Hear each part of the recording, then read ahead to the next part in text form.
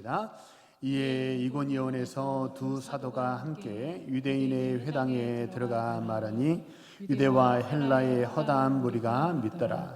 그러나 순종하지 아니하는 유대인들이 이방인들의 마음을 선동하여 형제들에게 악감을 품게 하거늘 두 사도가 오래 있어 주를 힘입어 담대히 말하니 주께서 그들의 손으로 표적과 기사를 행하게 하시사 자기 은혜의 말씀을 증언하시니 그 시내의 무리가 나뉘어 유대인을 따르는 자도 있고 두 사도를 따르는 자도 있었니. 아멘. 할렐루야. 우리 앞뒤 자유협성 서로 인사하시죠. 하나님 당신을 사랑하십니다. 우리 한 번 더 인사하시죠. 환절기 건강하세요. 우리 한번 고백하겠습니다. 나는 행복한 사람입니다. 나는 복받았고 행복한 사람입니다. 아멘. 하나님의 은혜가 늘 우리와 함께하는 줄로 믿습니다. 오늘은 탕자 형의 착각, 아버지의 속마음이라는 제목으로 말씀을 나누겠습니다. 혹시 이제 들어보셨는지 모르겠는데 좋은 책은 두 번 쓰인다고 합니다. 한 번은 저자에 의해서 쓰이고 또 한 번은 독자에 의해서 두 번째로 쓰인다고 합니다. 성경은 어떨까요? 성경은 좋은 책입니까? 책이라고 말하니까는 아닌 것 같기도 하고 좋다고 말하니까 맞는 것 같기도 하고. 성경은 좋은 책입니다. 성경은 그런데 두 번 쓰이지 않고 세 번 쓰여야 합니다. 한 번은 저자이신 성령에 의해서 쓰이고 두 번째는 독자인 그리스도인들에 의해서 한 번 쓰이고 마지막으로는 순종하는 사람들에 의해서 완성이 됩니다. 성경은 이렇게 세 번 쓰이는 거죠. 순종하는 사람들에 의해서 성경이 완성된다. 제가 이렇게 표현했는데, 왜냐하면 성경이 이렇게 순종의 현장과 딱 이렇게 만나는 접점이 없잖아요. 그러면 성경은 단지 수천 년 전에 쓰인 고전 문학에 불과합니다. 순종의 현장이 없잖아요. 성경은 아무런 능력이 없기 때문에 셰익스피어의 고전, 그런 고전과 성경이 아무런 다를 바가 없게 됩니다. 우리 실상에 아무런 유익을 주지 못하기 때문입니다. 문명이 발달하기 전에 구석기 시대의 사람들은 불이 나무를 태우고 불은 뜨겁다, 나무를 태울 수 있다라는 것 정도는 그들도 알고 있었습니다. 그런데 불이 뜨겁고 무언가를 태울 수 있다는 것을 아는 것으로 불에 대해서 우리가 온전히 다 알았다라고 말할 수 있을까요? 그렇지 않죠. 지금 우리가 하는 것처럼 불을 활용해서 물을 끓이기도 하고 또 음식을 해먹기도 하고 또 보일러를 돌려서 이렇게 우리의 추위를 막아주는 등 이모저모로 불을 활용해서 우리 실생활의 유익을 누릴 때 우리는 비로소 불에 대해서 안다. 불이 참 좋다. 불이 나에게 유익이 된다. 이렇게 말할 수 있지 않겠습니까? 우리도 마찬가지입니다. 성경이 하나님의 말씀이고 구원에 관한 책입니다. 라는 것 정도는 사실 예수 믿지 않는 사람도 다 아는 내용 아닙니까? 근데 하나님의 말씀이고 구원에 관한 내용이 기록되어 있는 책이다라는 것 정도로 그것 정도로 아는 것으로 우리가 성경을 알았다라고 말할 수 있을까요? 실제로 성경이 우리에게 주는 많은 영적인 유익들을 우리가 누리면서 살아야 그래야 우리가 성경을 안다라고 말할 수 있을 것입니다. 성경은 기도는 우리 영혼의 호흡이라 하고 성경은 우리 영혼의 양식이다 이렇게 우리가 흔히 말하곤 합니다. 성경은 영의 양식이기 때문에 성경을 먹으면 어떻게 된다는 거예요? 밥이니까 먹으면 배가 부르고 건강해진다는 거죠. 말씀을 먹을 때 우리 영혼이 튼튼해지는 것을 느끼시고 그것을 실제로 누리고 계십니까?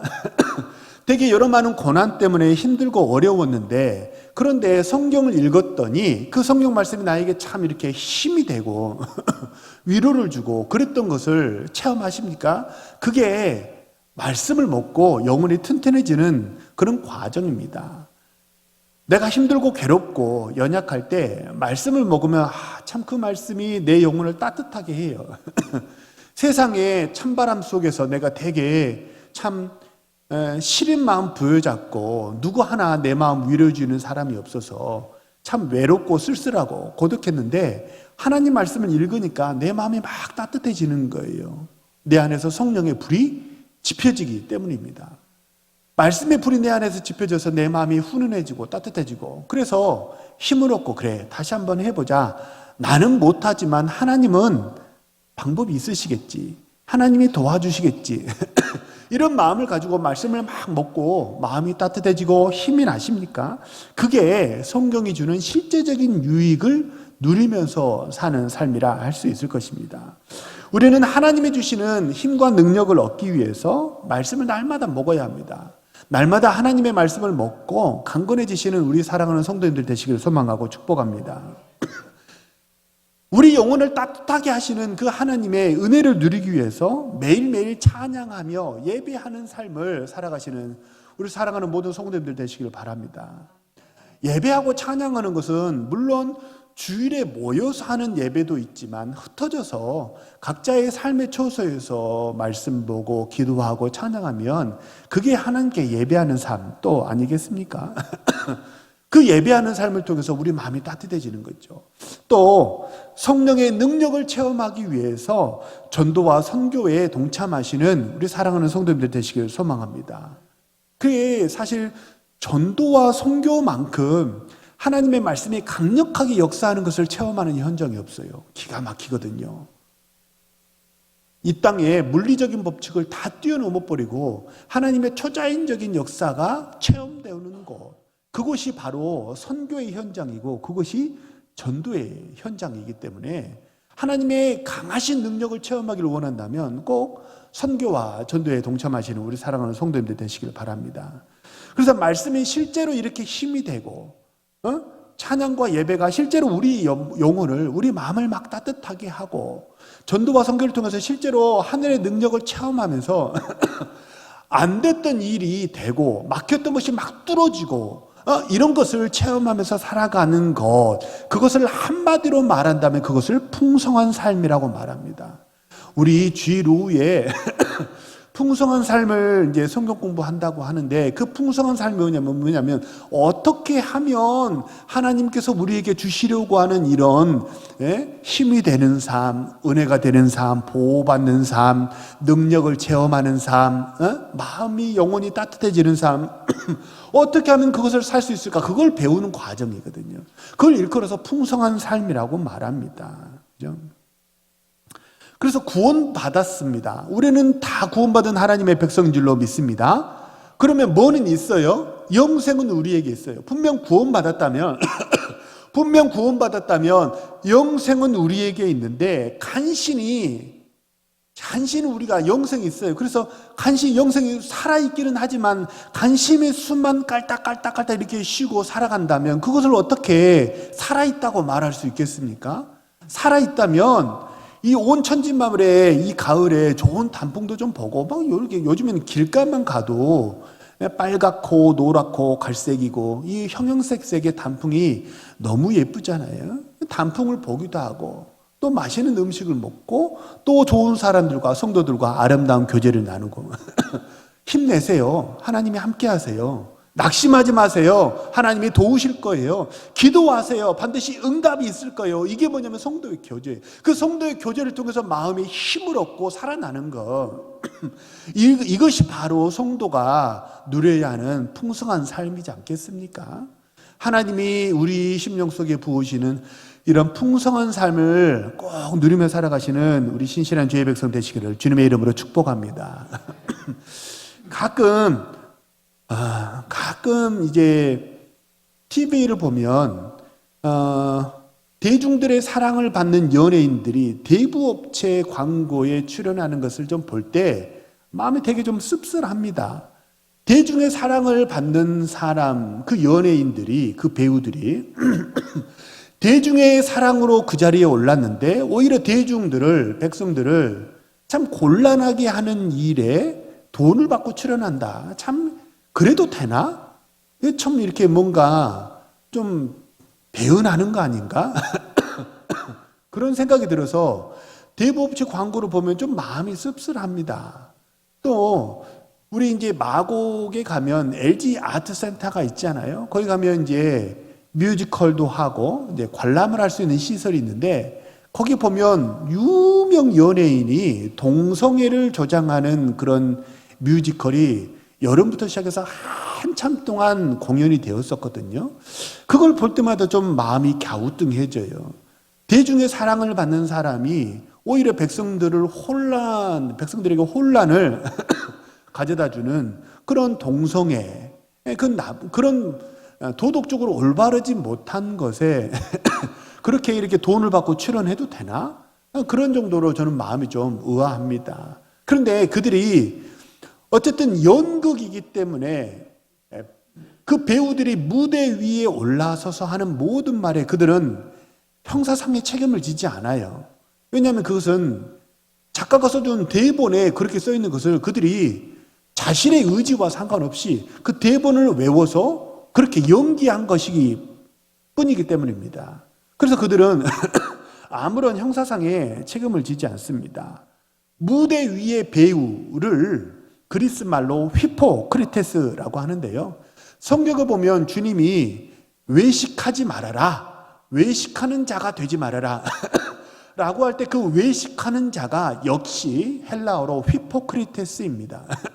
그러니까 주님이 외식하는 자가 되지 말아라 라고 말씀하신 것은 무대 위의 배우처럼 대본에 있는 말과 진짜 속마음이 서로 이반되고 전혀 다른 그런 두 인생의 삶을 살지 말고 하나의 인생을 살아라 라고 하는 취지로 주님이 그렇게 말씀하신 것이겠죠. 한번 생각해 보세요. 사치견산을 우리는 초등학교 때, 국민학교 때 다 배웠습니다. 사치견산은 우리가 살아가는 생활에서 거의 기초를 이루고 있다라고 말해도 과언이 아닙니다. 그런데 만약 법적으로 사치견산을 학교에서 시험 칠 때만 이 페이퍼에서 수학, 과학, 물리학 이런 시험을 칠 때만 사치견산을 사용해야지 실생활에서 물건을 사고 팔 때 그때는 절대로 사치견산을 사용해서는 안 됩니다 라고 국가가 헌법을 제정한다면 그게 납득이 되시겠습니까? 실생활에서는 사치견산을 절대로 사용할 수가 없어요. 그걸 받아들이실 수 있겠습니까? 또는 그게 이해가 되고 납득이 되십니까? 사탄이 조장하는 말 따로 행동 따로인 삶이 바로 이와 같습니다. 사탄은 외식하게 합니다. 사람에게 보이는 모습과 진짜 모습이 서로 다르게 합니다. 외식하게 해요. 왜냐하면 사탄이 우리에게 외식을 조장하는 이유는 절대 우리 영혼을 위해서 그렇게 하는 게 아닙니다. 우리더러 뭐 하는 거예요? 영적인 풍성한 삶을 실제로 누리지 못하도록 이 두 개를 갈라놓고 분리하기 위해서 사탄은 그렇게 한다는 것입니다. 그래서 우리 영혼이 하나님의 풍성한 그 은혜의 저수지에서 단절이 되는 거예요. 은혜의 저수지에서 단절이 되기 때문에 우리는 고립되고 또 고사되는 거, 그런 인생을 살게 됩니다. 그것이 사탄이 외식하게 하는 궁극적인 목적입니다. 반대로 하나님은 외식하지 말아라 이렇게 말씀하세요. 왜 외식하지 말아야 합니까? 그 풍성한 은혜의 저수지와 연결이 되어야 하기 때문입니다. 하나의 삶이 딱 돼버리면 연결되는 정도가 아니라 그 풍성한 은혜의 저수지 속에 내가 집을 짓고 거기서 살아간다면 그러면 뭐 걱정할 필요가 없는 그런 인생 되지 않겠습니까? 그래서 아버지의 마음은 풍성한 삶을 좀 살았으면 그게 우리에게 외식하지 말아라 라고 하는 하나님의 진짜 속마음이라는 거예요. 사탄의 실체를 깨달으시고 절대 속지 않으시는 우리 신실한 주의 백성 되시기를 소망합니다. 그래서 하나님과 연결이 되시고, 연결되다 못해 주님이 내 안에, 내가 주님 안에 온전히 하나가 되는 그런 삶을 사셔서 영적인 풍성한 삶을 살아가시는 우리 예배하시는 우리 사랑하는 모든 동원의 성도님들 되시기를 소망하고 축복합니다. 우리가 지금 사도행전의 한 부분을 읽었는데요. 사도행전은 사도들의 믿음을 기록한 책이 아니라 사도행전, 말 그대로 사도들의 행적을 기록한 책이 사도행전입니다. 사도행전의 시작인 1장 1절을 보면 뭐라고 기록이 되어 있냐면, 데오빌로요, 내가 먼저 쓴 글에는, 누가복음이죠.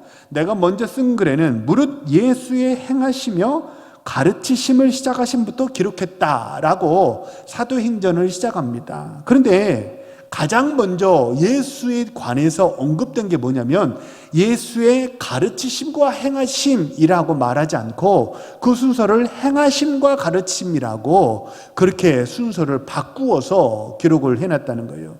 우리는 흔히 생각하기를 배워야 행할 수 있지 않냐 그렇게 생각하죠. 그래서 가르치심과 행하심이라고 말해야, 그래야 논리적으로 순서가 맞지 않느냐라고 생각하는데, 이 사도행전을 기록한 누가는요, 오히려 그 순서를 바꿔놨다는 거예요. 예수의 행하시며 가르치심을 기록했다, 이렇게 기록합니다. 왜 가르침보다 행하심을 먼저 기록했을까요? 그리스도가 그리스도 되는 것은 말에 있지 않기 때문에 그렇습니다. 얼마나 말을 번듯하게 잘 하느냐, 그게 그리스도됨을 증명하는 게 아니고 어떻게 그가 그리스도적인 삶을 살았느냐, 하나님의 말씀에 순종하고 하나님의 뜻을 이루는 삶을 살았느냐, 그게 그리스도의 그리스도 되심을 증명하는 유일한 방법이기 때문입니다. 그래서 예수님의 구주 되심은 그의 행하신 많은 그가 가르치신 많은 비유와 교훈에 있지 않아요. 그가 실제로 우리를 위해서 죽으시고 부활하신 그의 행하심에 있다는 거예요. 그래서 우리가 복음에 대해서, 구원에 대해서 기록한 책인 로마서 5장 8절에 보면요, 우리가 아직 죄인 되었을 때 그리스도께서 우리를 위하여 죽으심으로 하나님께서 우리에게 대한 자기 사랑을 확증하셨느니라, 이렇게 기록합니다. 쉽게 말하면 말이 아니라 행함으로, 죽음이라는 것으로 아버지께서 우리를 사랑한다는 것을 증명했다는 거예요. 사랑은 절대 말로 하는 것이 아니지 않습니까? 그렇죠? 한번 생각해 보세요. 이렇게 남녀가 서로 사랑해서 교제한다는데, 자기야 나 너무 사랑해, 자기야 너 너무 사랑해, 자기는 하늘의 태양 같아, 내 마음을 따뜻하게 해주고 자기가 없으면 나는 못 살 것 같아, 이런 닭살 돋는 멘트를 매일매일 문자와 전화로 말을 한다고 하면 생각해 보세요. 근데 말은 하는데 절대 만나지는 않아요. 말만 하지 절대 만나지는 않아요. 그리고 만나지 않으니까 뭣도 없어요. 서로 선물을 주고받는 것도 없고, 이렇게 뭐 도와주고 챙겨주고 그런 게 전혀 없습니다. 말만 계속하는 거예요. 그러면 처음에는 그 말을 듣고 어떻게 했어요? 엄청 감동을 받겠죠. 내가 하늘의 태양 같다니, 내가 없이는 살 수가 없다니, 내가 나를 만나면 내가 당신의 마음을 따뜻하게 해준다니까, 얼마나 그 말이 참 고맙고 얼마나 그 말 때문에 감동을 받겠습니까? 그런데 그 감동이 얼마나 갈까요? 일주일 갈까요? 한 달 갈까요? 계속 그렇게 말만 한다면 그 사랑에 물음표가 던져지지 않겠습니까? 그리스도께서 그러셨다는 거예요. 그리스도는 절대 내가 너를 사랑한다, 나의 사랑은 죽음보다 강하다, 아가서는 그렇게 말하거든요. 아가서는 하나님이 우리에 대한 사랑을 이렇게 기록해놓은 책이, 그것을 노래한 책이 아가서인데, 뭐라고 말하면 나의 사랑은 죽음보다 강하다고 얘기를 해요. 죽음을 무릅쓴 사랑이라는 거예요. 죽음이 내 앞에 있더라도 나는 이 사랑을 포기할 수 없다. 난 죽더라도 널 포기할 수 없어. 요즘 말로 말하면 그런 뜻입니다. 내 사랑은 죽음보다 강해. 죽음을 무릅쓴 사랑이야. 난 죽더라도 너를 포기할 수 없어 라고 주님이 아가서에서 그렇게 막 말씀하셨는데, 실제로 신약 성경에 와서는 어떻게 하셨어요? 실제로 죽으심으로 우리를 끝까지 포기하지 않고 십자가 밑에서 병사들이 조롱했습니다.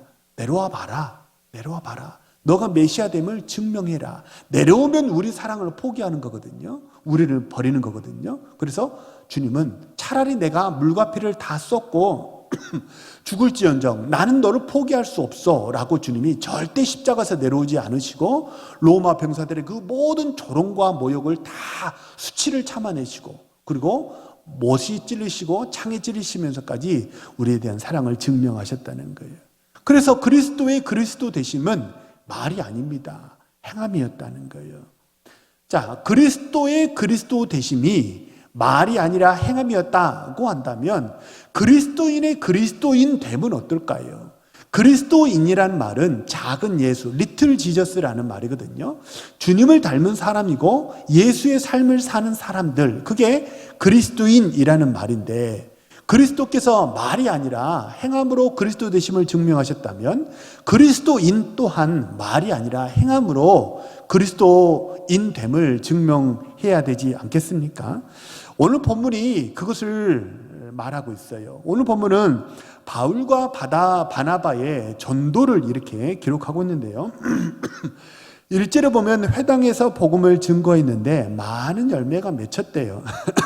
허다한 무리가 믿게 되었다라고 1절은 기록합니다. 그런데 믿는 사람이 있으면 꼭 어떤 사람이 있어요? 안 믿는 사람도 있겠죠. 그래서 2절에 보면 그러나 순종하지 않는 유대인들이 주변에 있는 사람들을 선동해서 악한 감정, 미워하는 감정을 퍼뜨리게 되었다. 2절은 이렇게 기록합니다. 근데 여기서 성경의 기록이 조금 이상합니다.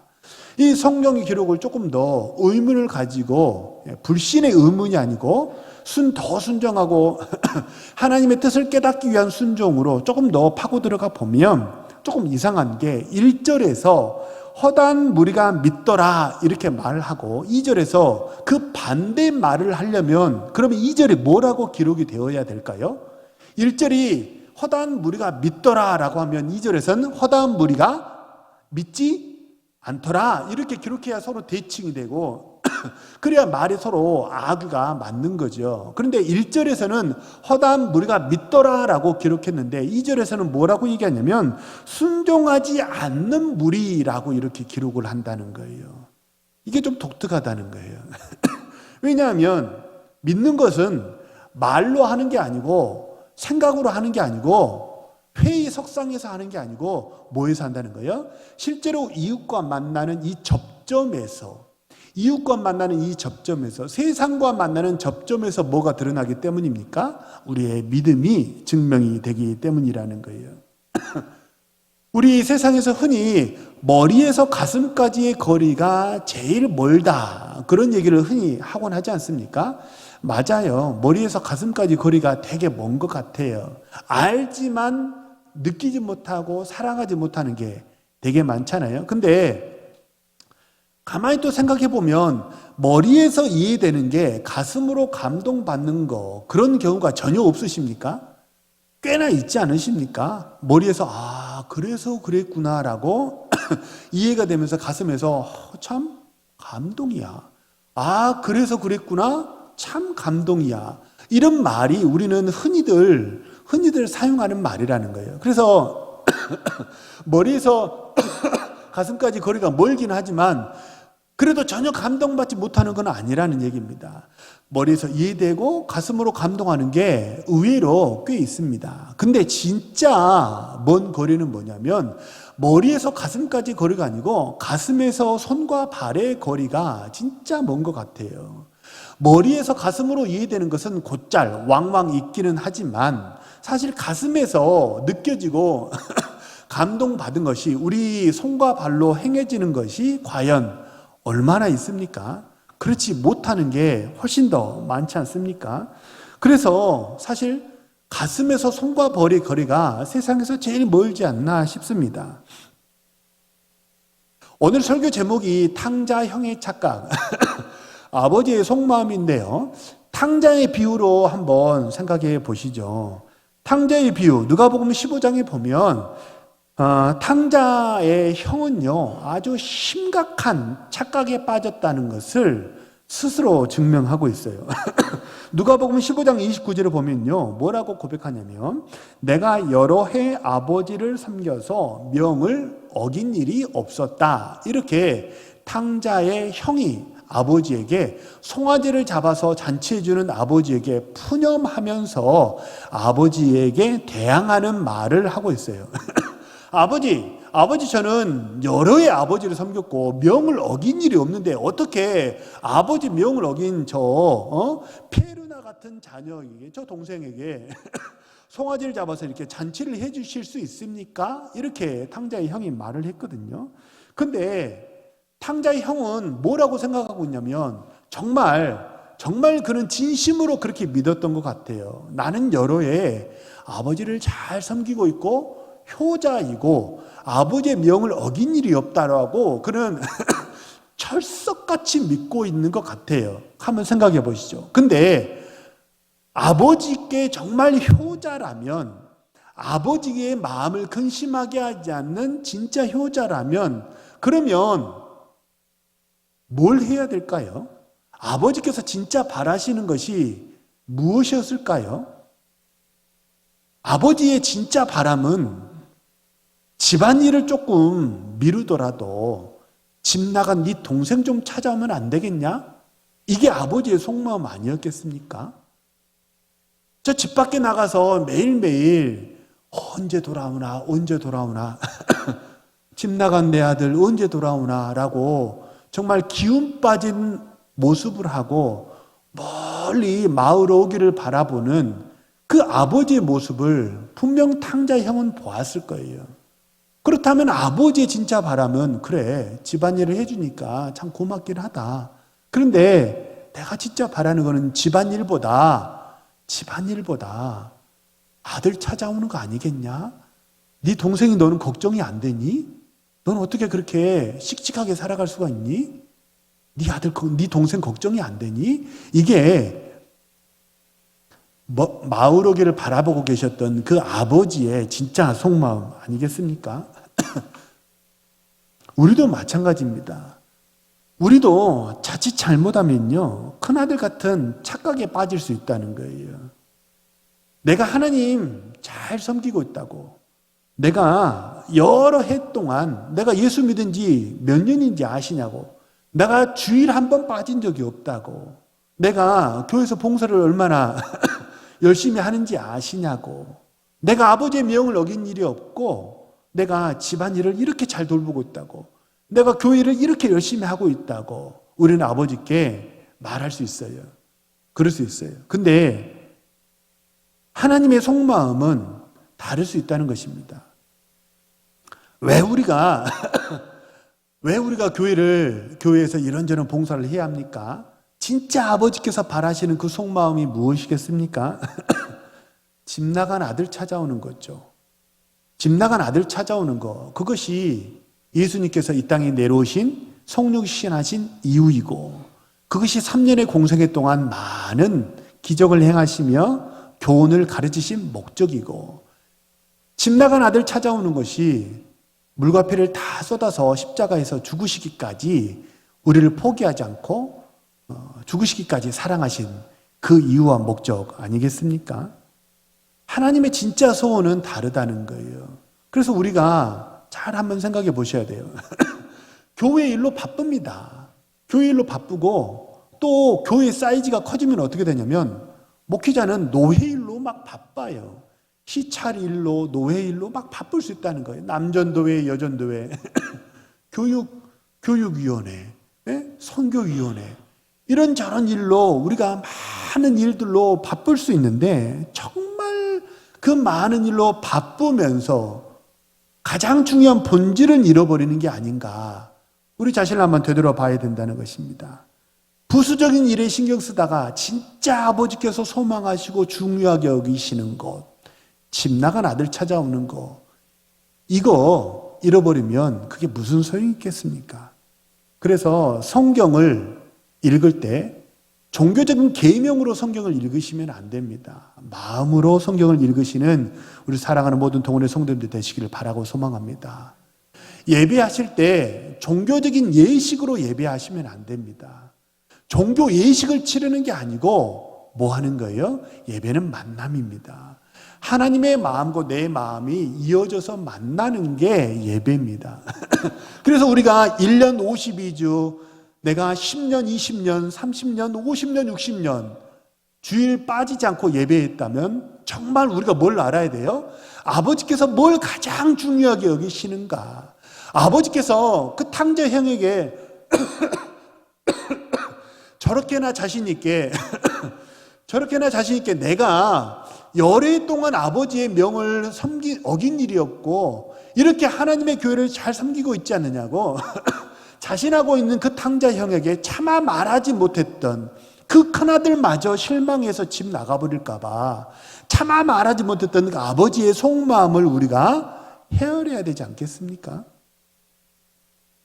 성경을 마음으로 읽으시고 예배를 마음으로 드리시기 바랍니다. 그래야 하나님이 진짜 원하시는 것이 무엇인지 깨닫게 되고 옆에 있는 성도가 어떤 상태인지 관심을 가게 되고 그래서 우리 가운데 뭐가 이루어지는 거예요? 돌봄 사역이 우리 가운데 뿌리가 내려지고 자리가 잡혀지게 될 줄로 믿습니다. 성경을 마음으로 읽는 것, 근데 그게 잘 안 되세요? 예배를 마음으로 하는 거, 그게 잘 안 되십니까? 그러면요, 모든 봉사 다 내려놓으시고 지금 바로 전도의 현장, 선교의 현장으로 한번 가보시기 바랍니다. 현장을 회복하시는 우리 사랑하는 성도님들 되시기를 바랍니다. 성도님들 중에 혹시 기도가 잘 안 되십니까? 기도가 마치 외국어를 말하는 것처럼 영어로 이 아메리칸과 영어로 대화하는 것처럼 기도가 되게 어색하고 기도가 잘 안 되십니까? How are you? Fine, thank you. And you? 하면 그 다음에는 더 이상 할 말이 없어요. 마치 그런 것처럼 기도할 때 하나님 감사합니다. 감사합니다. 복 주세요. 그 다음에는 할 말이 없어요. 그런 성도님들이 계십니까? 말씀이 잘 귀에 안 들어오시는 성도님들이 계십니까? 기도는 잘 안 돼요. 말씀은 귀에 잘 안 들어와요. 그런데 사람 간에 벌어진 일은 귀가 번쩍 뜨이고 눈이 번쩍 뜨이는 성도님들이 계십니까? 누가 이랬대, 누가 저랬대, 교회가 이렇대, 저 교회에 저런 일이 있었대. 세상에서 벌어지는 일들, 다른 성도들의 대소사 일들, 거기에는 눈이 번쩍이고 귀가 번쩍이는 그런 성도님들 혹시 계십니까? 그렇게 되면 어떻게 되냐면요, 말씀은 들어오지 않아요. 마음이 따뜻해지지 않아요. 마음이 따뜻해지지 않고 은혜가 없으니까 어떻게 됩니까? 남는 것은 다툼밖에 없게 되는 거예요. 자꾸 말다툼하게 되고 주장하게 되고 간섭하게 되고 감나라 대추나라 훈수 두면서 왜 이렇게 하지 않느냐고 다투는 그런 인생이 될 수 있다는 것입니다. 이제 말은 그만하시기 바랍니다. 형식적인 예배를 그만 드리시고 마음으로 하나님을 만나시기 바랍니다. 하나님이 진짜 원하시는 것은 사람 살리는 거예요. 온 천하보다 귀한 게 사람이라고 그러지 않습니까? 그래서 정말 우리가 사람을 귀하게 여긴다면 오늘 예배에 나오지 않는 그 성도가 어떤 상황인지 궁금해야 돼요. 기도해야 돼요. 돌아봐야 되고, 내가 도울 일이 뭐가 있는지 기도하고 또 묻고, 그래서 같이 우리가 이 종교 집단으로 모여 있는 게 아니라 성령의 공동체가 되는 우리 동교회가 되기를 간절히 소망하고 축복합니다. 그게 하나님이 진짜 바라시는 교회 아니겠습니까? 하나님이 진짜 바라시는 교회는 활동 때문에 하나님을 놓쳐버리는 교회가 아니에요. 활동 때문에 사람을 놓쳐버리는 교회가 아니에요. 하나님이 진짜 바라시는 교회는요, 그런 교회가 아니에요. 그래서 제가 종종 말씀드리지만 내가 길이요 진리요 생명이라고, 그래서 예수가 길이라고, 그래서 우리가 교회 안에 들어왔거든요. 근데 교회 안에서 길 잃어버린 사람이 엄청 많다는 거예요. 교회 안에 들어와서 길을 잃어버렸어요. 왜요? 내가 여러 해 동안 하나님을 섬겼다고 주장하는 사람이 많기 때문입니다. 하나님의 교회는 이래야 되지 않냐고 주장하는 사람이 많기 때문입니다.